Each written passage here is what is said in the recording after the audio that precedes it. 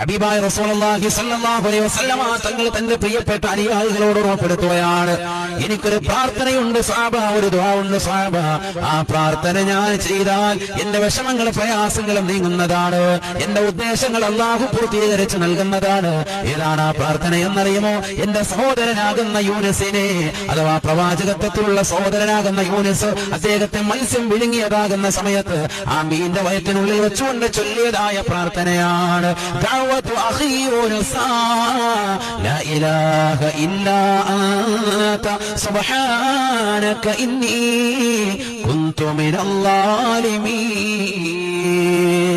ആരാധനക്കർഹൻ നീയല്ലാതെ മറ്റാരുമില്ല, നീ പരിശുദ്ധനാണ്, നീ സമുന്നതനാണ്, തീർച്ചയായും ഞാൻ അക്രമിയാണ്, ഞാൻ അക്രമികളിൽ പെട്ടുപോയവനാണ്. അല്ലാഹ് എല്ലാം ഏറ്റു പറഞ്ഞുകൊണ്ട് നാഥനായ റബ്ബിലേക്ക് മടങ്ങാൻ മുസ്ലിമേ നീ തയ്യാറുണ്ടോ?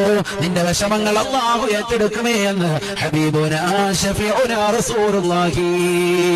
നിന്റെ ദുഃഖങ്ങൾ തീരണോ, നിന്റെ പ്രയാസങ്ങൾ മാറണോ? മക്കളില്ലാതെ വിഷമിക്കുന്നവരെ, നിങ്ങളുടെ വിഷമങ്ങൾ പ്രയാസങ്ങൾ അല്ലാഹു ഇല്ലാതാക്കുന്നതാണ്. നിങ്ങൾക്ക് സാലിഹായ സന്താനത്തെ അല്ലാഹു നൽകുന്നതാണ്. നിങ്ങളുടെ ജീവിതത്തിലുള്ള വിഷമങ്ങൾ അല്ലാഹു തീർക്കുന്നതാണ്.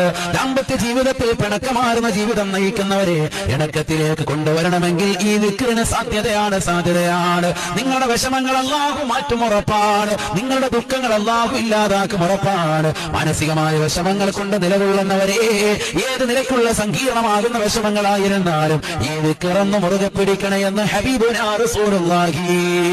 ദഅവതു അഖീ യൂനുസ, ഇതെന്റെ പ്രവാചകത്വത്തിലുള്ള സഹോദരനാകുന്ന യൂനുസിന്റെ പ്രാർത്ഥനയാണിത്, ഉത്തരം ലഭിച്ചതായ പ്രാർത്ഥനയാണിതെന്ന് ഹബീബുനാ റസൂലുള്ളാഹി. അതുകൊണ്ട് നല്ല നിയത്തിൽ ചെല്ലിക്കും.